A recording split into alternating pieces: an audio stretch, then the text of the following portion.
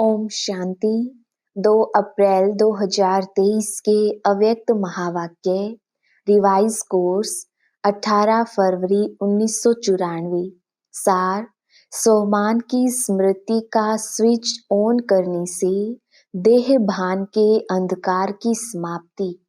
आज अकाल मूरत बाप सभी अकाल तख्तधारी विश्व कल्याण के ताजधारी मस्तक में चमकते हुए बिंदी के तिलकधारी बच्चों को देख रहे हैं।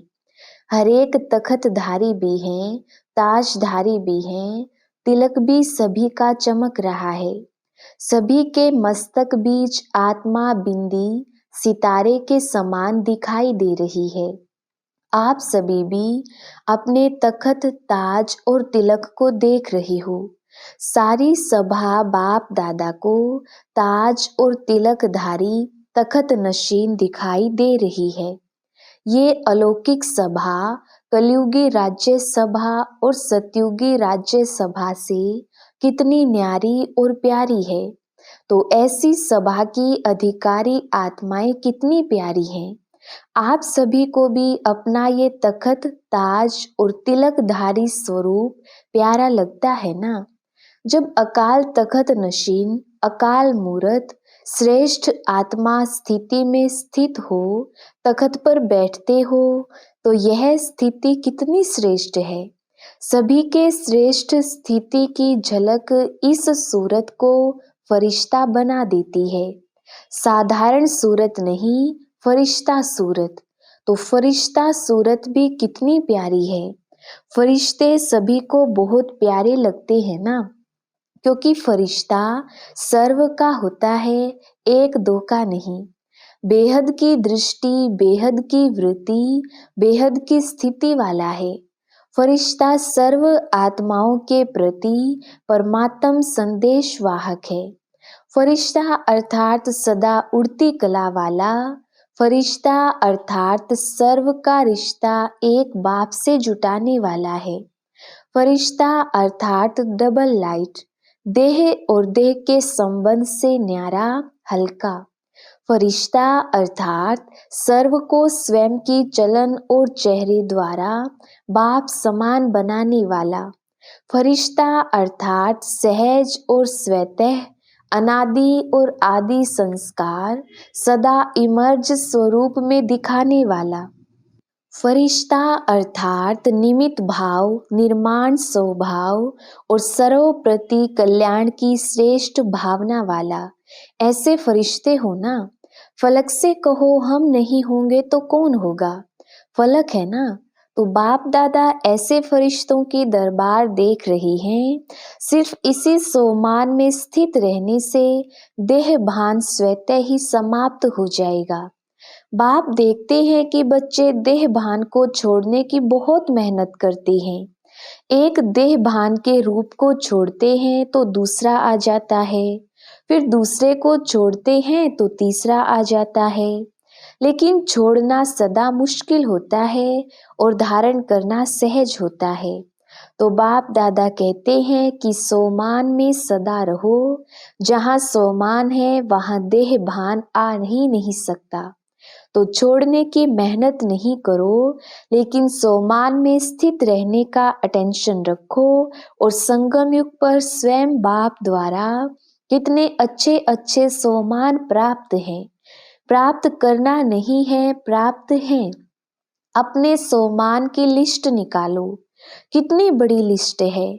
सारे कल्प में कितने भी सोमान अर्थात टाइटल्स किसी भी नामी ग्रामी आत्मा की हो, चाहे राजनेता हो, चाहे अभिनेता हो, चाहे धर्मात्मा हो, चाहे महान आत्मा हो, उनके अगर टाइटल गिनती भी करो तो आपके सोमान की लिस्ट से ज्यादा हो सकते हैं। और रोज सवेरे सवेरे बाप दादा सोमान की स्मृति दिलाते हैं, सोमान में स्थित कराते हैं। रोज भी एक नए ते नया सोमान स्मृति में रखो तो सोमान के आगे देह भान ऐसे भाग जाता जैसे रोशनी के आगे अंधकार भाग जाता। ना समय लगता, ना मेहनत लगती।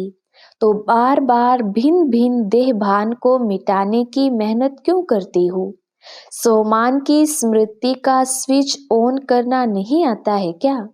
कितना भी गहरा काला बादल सूर्य की रोशनी को छिपाने वाला हो, लेकिन आपके पास ऑटोमेटिक डायरेक्ट परमात्म लाइट का कनेक्शन है। डायरेक्ट लाइन है ना? लाइन क्लियर है या लीकेज है? किसका लिंक होता है लेकिन लीकेज हो जाती है? तो डायरेक्ट लाइन कितनी पावरफुल होती है? डायरेक्ट कनेक्शन है या इनडायरेक्ट है?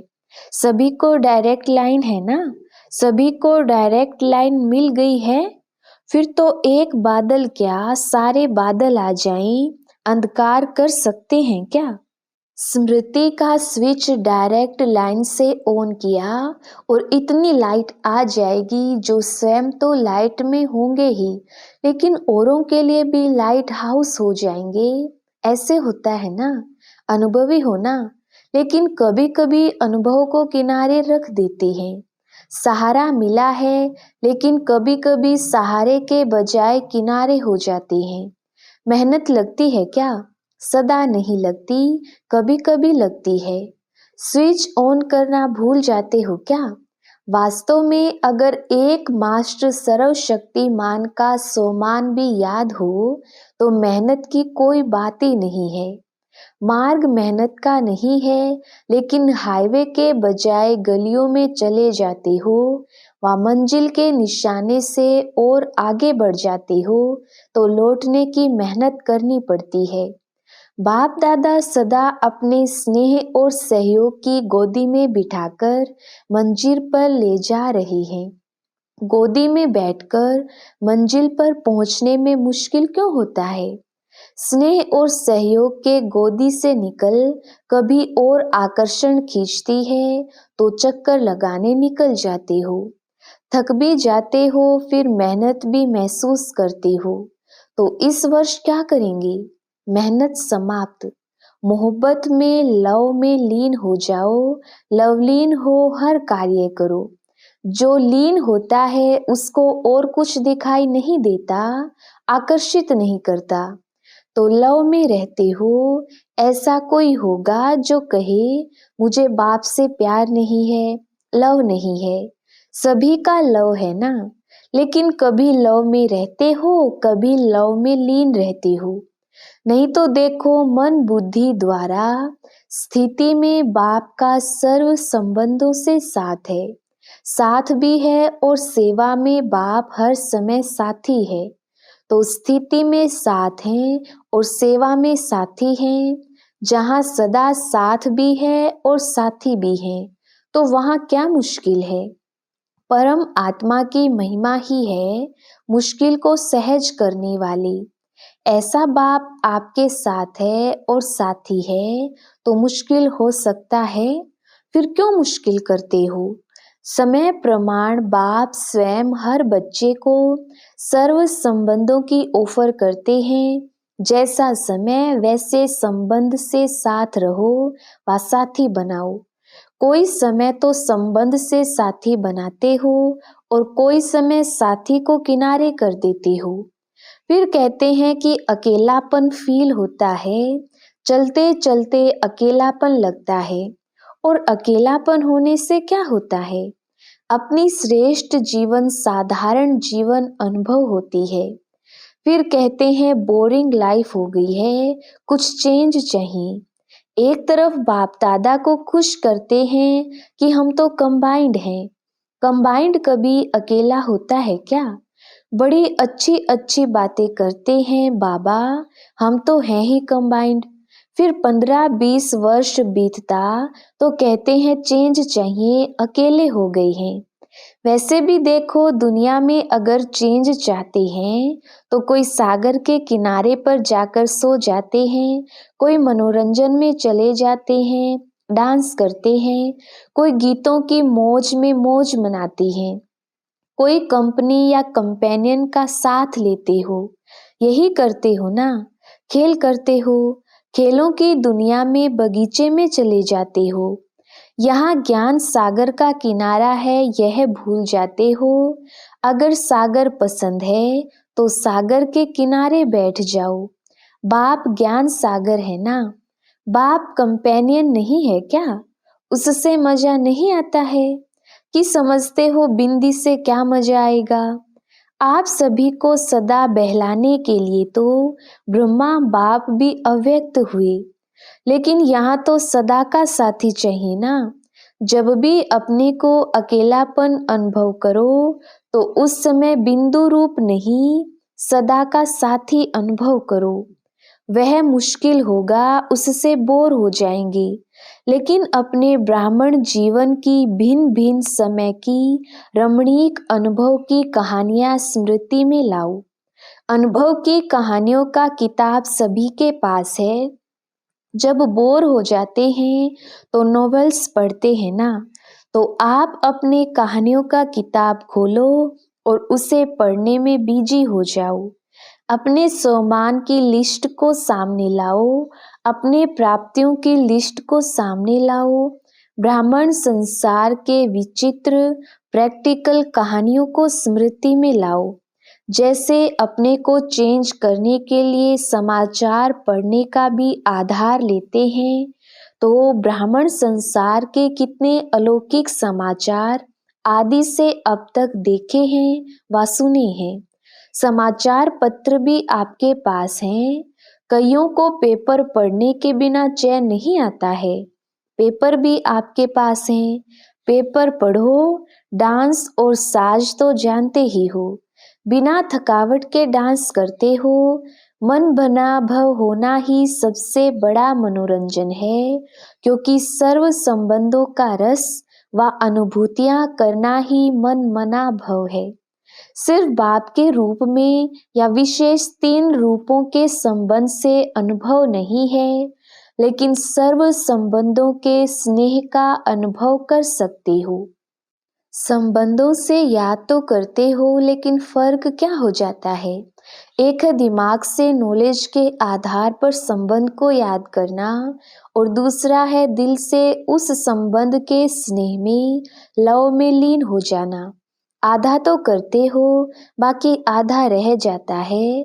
इसलिए थोड़ा समय तो ठीक रहते हो।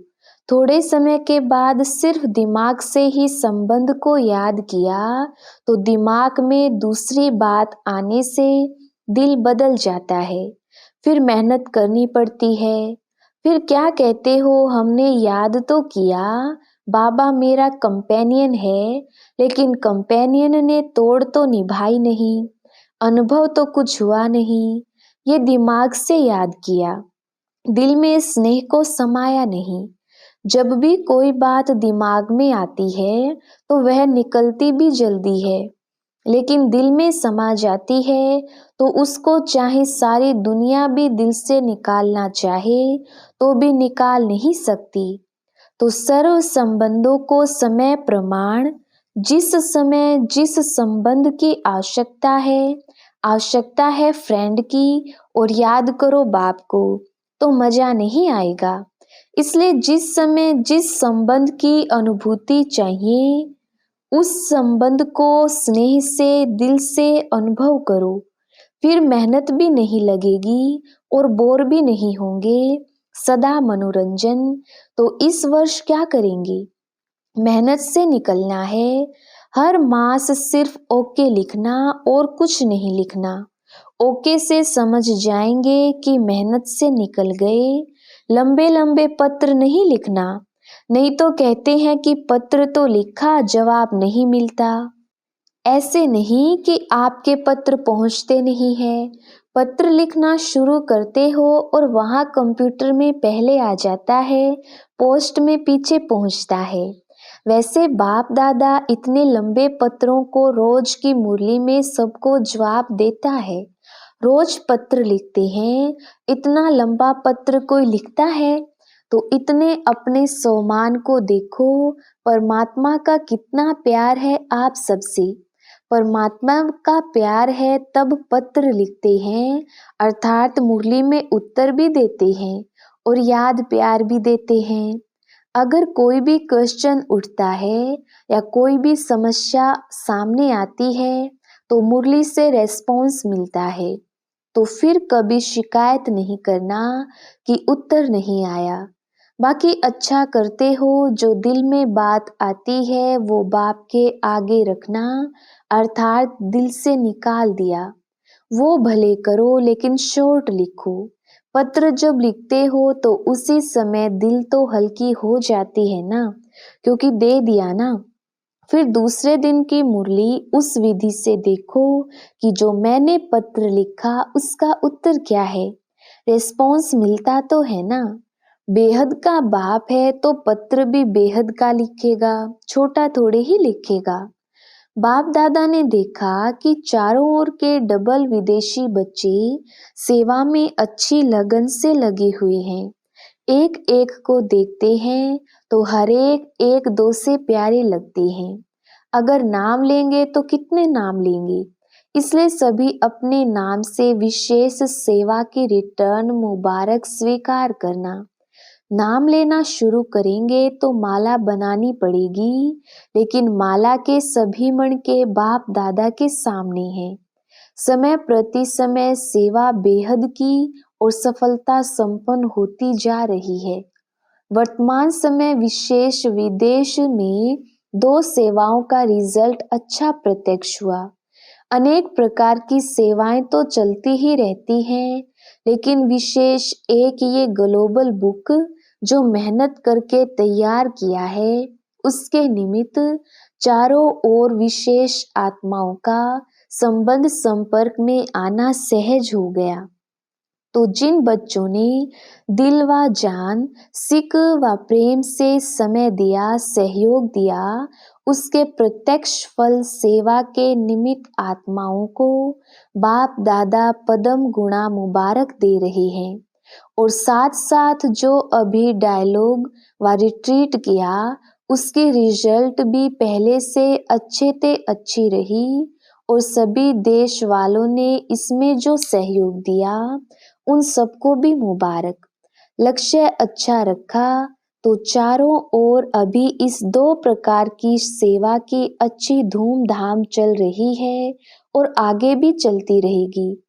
बाप दादा को याद है कि पहले विदेश से वीआईपीज तो छोड़ो, आईपीज लाना भी मुश्किल लगता था, और अभी तो सहज लगता है ना।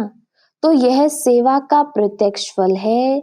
और कितनों की दुआएं मिली। जिसके हाथ में बुक जाता है, उन सब की दुआएं किसके खाते में जमा होती हैं? जो निमित्त बनते हैं। चाहे देने की सेवा, चाहे बनाने की सेवा, चाहे आइडिया निकालने की, चाहे लिखने की, सबको दुआएं मिलती हैं। तो कितनी दुआएं मिल रही हैं? बहुत दुआएं मिलती हैं। आप सिर्फ रिसीव करो। अपने में ही बिजी रहते हो तो दुआएं रिसीव नहीं करते हो। और जो भी आईपीज या वीआईपीज संपर्क में आते हैं, तो एक कितनों को अनुभव सुनाएंगे, तो उन सभी की दुआएं ब्राह्मण आत्माओं को बहुत बहुत प्राप्त होती हैं। अगर दुआएं रिसीव करो तो भी संपन्न हो ही जाएंगी। बुक भी अच्छा निकाला और ये प्रोग्राम भी बहुत अच्छा है। और भारत वालों की विशेष सेवा अभी कार यात्रा की चल रही है। बिजनेस विंग के भाई बहनों ने 11 कारों की एक रैली राजकोट से बॉम्बे तक निकाली है, जिसमें अनेक प्रकार की सेवाएं हो रही हैं। उसकी भी रिजल्ट बहुत अच्छी निकल रही है। और आगे एक भी निमित्त बन गए तो अनेकों के भाग्य जागते रहेंगे। तो ये भी सेवा की रिजल्ट अच्छी दिखाई दे रही है। जो भी इस सेवा के निमित्त हैं, उमंग उत्साह से बढ़ रहे हैं, उन सभी को भी, चारों ओर के भारतवासी बच्चों को, सहयोगी बच्चों को, निमित्त बच्चों को बाप दादा का मुबारक देते हैं। मेहनत नाम मात्र और सफलता ज्यादा। अब ऐसी सेवा के प्लान बनाओ। इस सेवा में भी यह दिखाई देता है कि मेहनत कम, रिजल्ट ज्यादा। ऐसे विदेश के दोनों प्रोग्राम भी ऐसे हैं।